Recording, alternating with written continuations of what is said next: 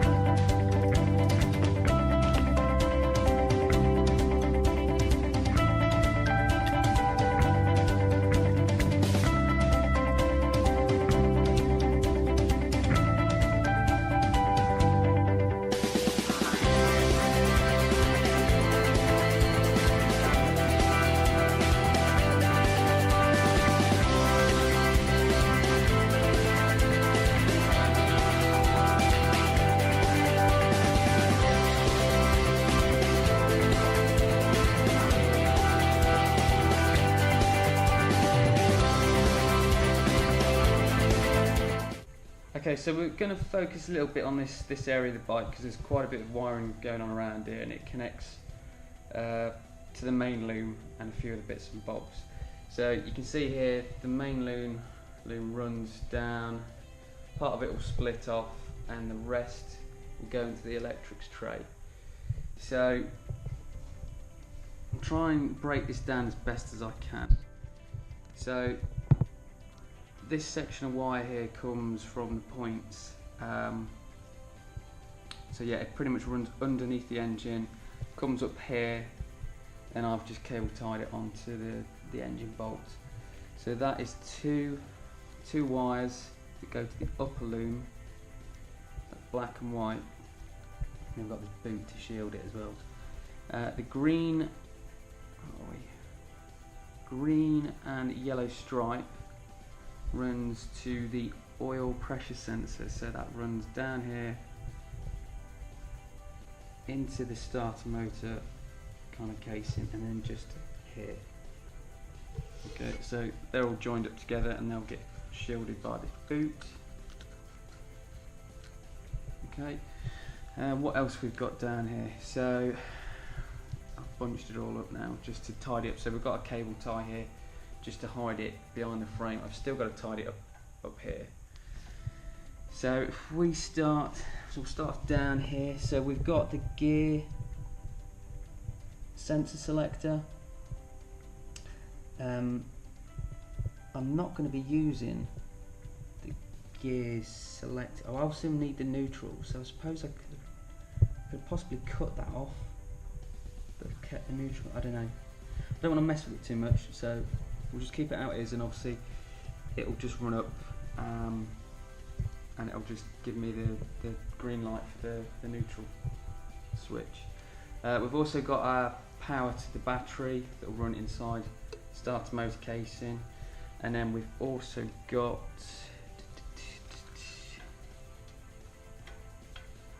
we've also got the this one here. This is for the stator or alternator, so that runs into the starter motor casing in this part of the casing and onto the stator. So this ends up coming back up, and it'll end up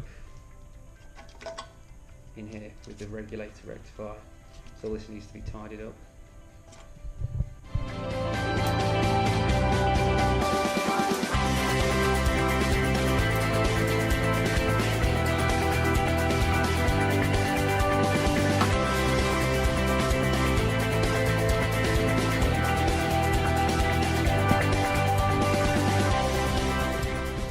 Welcome back. So as you can see, I've been tidying the loom up on the frame. So it's just a couple of cable ties in place up here, so we're all tidy underneath here. We run down the back of the frame here. This section has all been cleaned up, so a couple of cable ties in place just to keep those wires tidy at the back there. The points loom, I've left this free for the time being, because I think I'm going to have a bit of an issue with the loom at the points location. I think if I can remember rightly, there's a bit of a nick in one of the wires.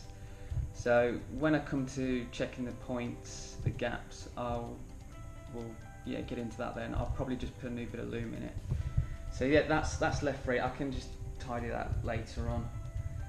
So that's okay down there. So moving up to the electrics tray, I've got the starter solenoid in place, so that's all bolted down and earthed.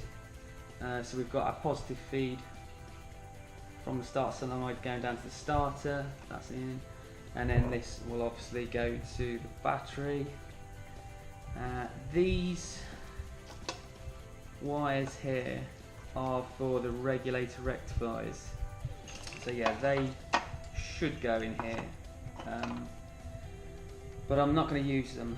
I think, well, I pretty much had it, and they may possibly still work, but you can see here, as I said in the video earlier, there's some burn marks in the terminal, so yeah, I think they've had it.